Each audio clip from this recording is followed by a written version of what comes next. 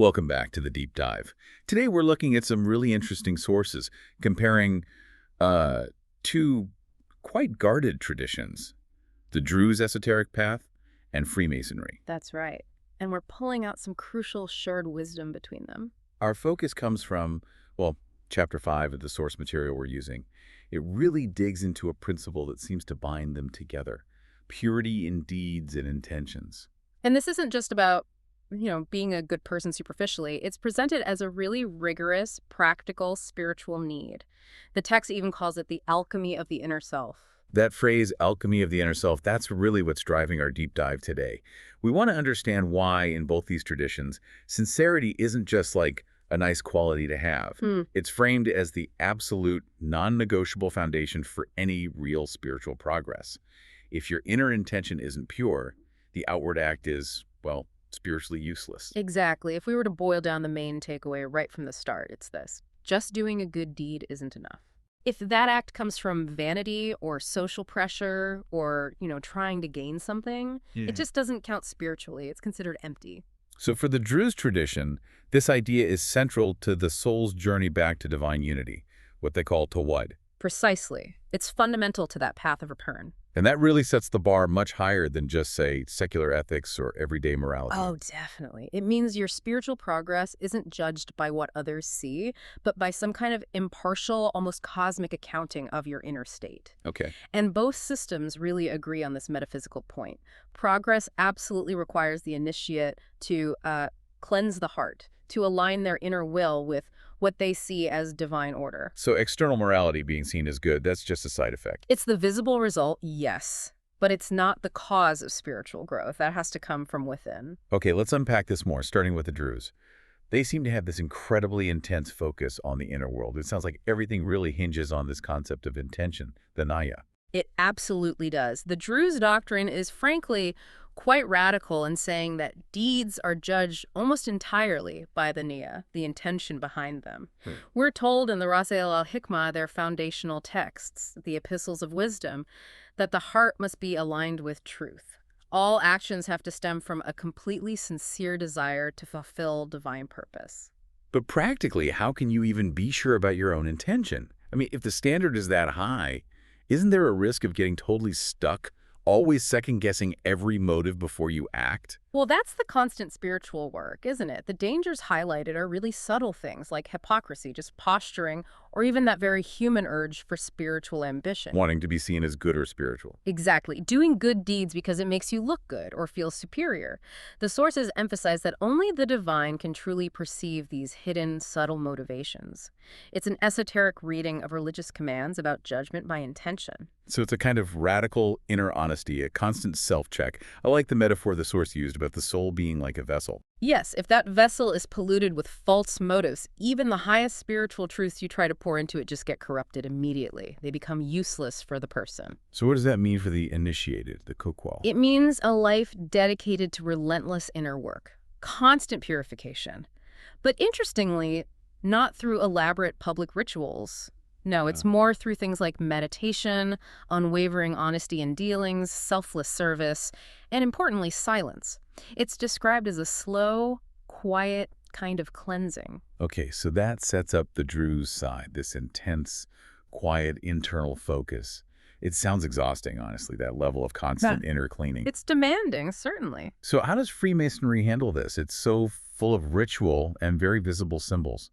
How do they check for that essential sincerity, especially right at the beginning at the threshold? Well, it starts right at the door, literally. Masonry puts a huge emphasis on vetting the candidate's intention from the get-go. How so? The candidate is warned repeatedly that their progress depends entirely on the purity of their motives. They're explicitly told to withdraw right there and then if they're seeking admission with improper motives or for personal gain. So it's made very clear this isn't just joining a club. Not at all. It's framed as a serious commitment to inner transformation, not a social step. Okay, and this is where it gets really interesting for me, connecting the symbolic stuff to this inner need. We often talk about the rough ashlar, the rough stone, being worked into the smooth ashlar, self-improvement. Right, a core Masonic symbol. But the source material makes it crystal clear that the smoothing isn't just about outward behavior, it has to happen inside. Exactly. It's the internal texture that truly matters.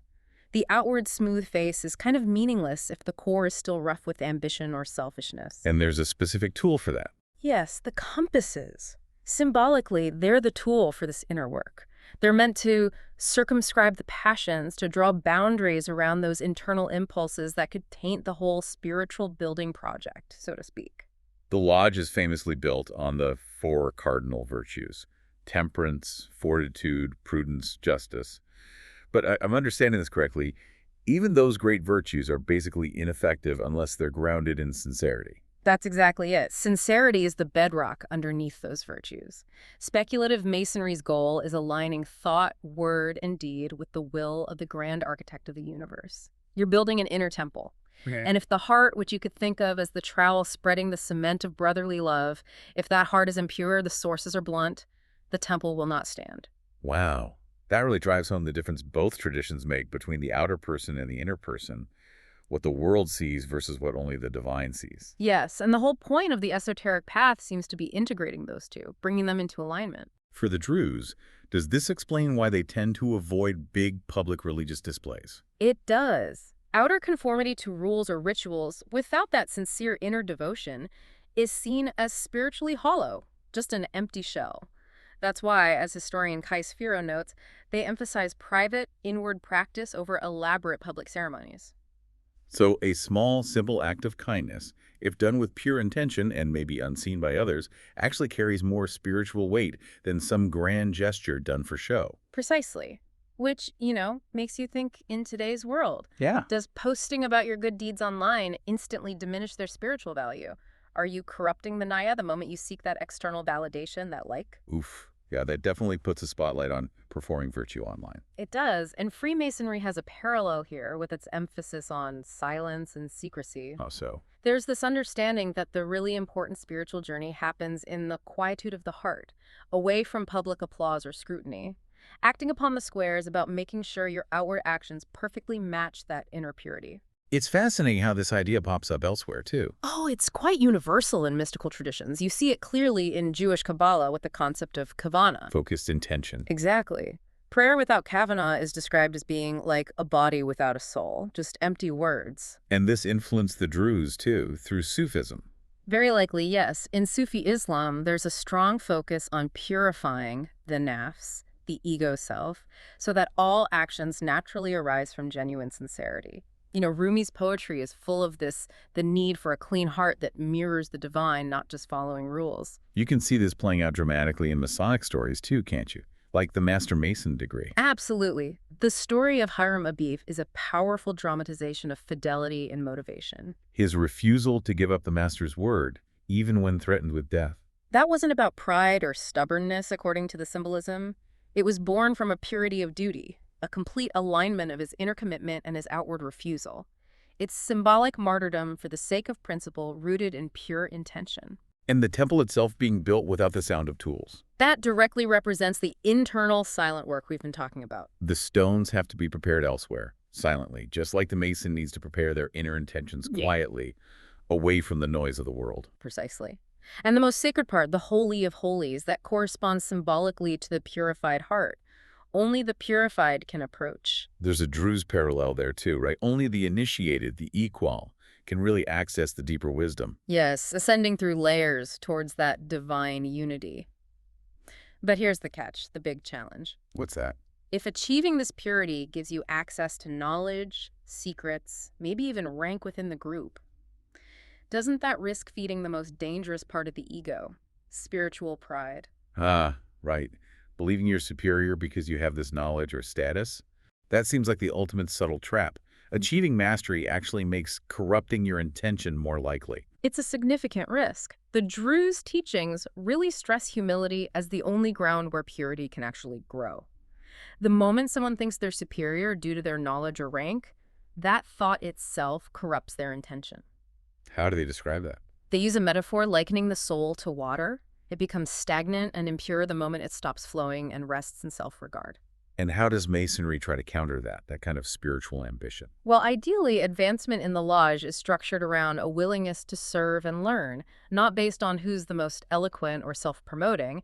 It should involve a degree of self-diminishment, actually. So the fancy regalia the senior officers wear. It's not meant to symbolize personal status. It symbolizes increased responsibility to act with impeccable purity of intention.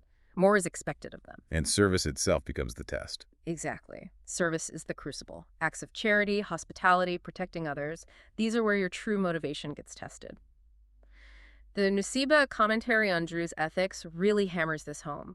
Service must be rendered without any expectation of reward or recognition. Masonry pushes the same idea, right? The best charity is done quietly. Absolutely. Anonymously, often. Both traditions seem to echo that instruction from the Gospels. Let not thy left hand know what thy right hand doeth. The spiritual value is tied completely to the hidden motive. Precisely. Okay, let's quickly touch on the ultimate consequences then. What are the stakes here? For the Druze, what happens if your intentions remain impure, even if you do good deeds? According to their doctrine, impure intentions mean the soul returns to the cycle of reincarnation. Again and again. Again and again, until sincerity and harmony with Todd, with that divine unity, are finally learned and fully integrated into every thought and action. Only the soul made truly pure through both deeds and intentions can ascend. And the Masonic view on that eternal destiny. Masonry tends to leave the soul's ultimate fate more to the individual's conscience and the judgment of the grand architect. The focus is intensely on the moral labor in this life, the ongoing work of building your inner temple. So the state you achieve through that pure labor is what determines your legacy, your place in the celestial lodge above. That's the implication. The quality of your work here determines your eternal standing. So wrapping this up, what does this all really mean for someone listening trying to learn from this? I think it means that this idea of purity in both deeds and intentions is basically the definition of spiritual authenticity in both these paths. It's not about achieving some impossible perfection overnight. No. No, it's about vigilance. Constant, relentless vigilance every day presents opportunities to check your motives, to try and purify your actions, and to build that inner temple with, cleaner, more sincere materials. The source material summed it up beautifully, calling it the alchemy of the soul. Yes, that conversion of base human stuff, ego, ambition, fear, into spiritual gold, but not through magic. But through Radical, honest, unflinching sincerity practiced quietly in the heart. It's a really powerful concept, and it feels like it goes way beyond just these two traditions. It applies to anyone, really. So we want to leave you, the listener, with those reflective questions that came up in the source material. Something to think about applying today.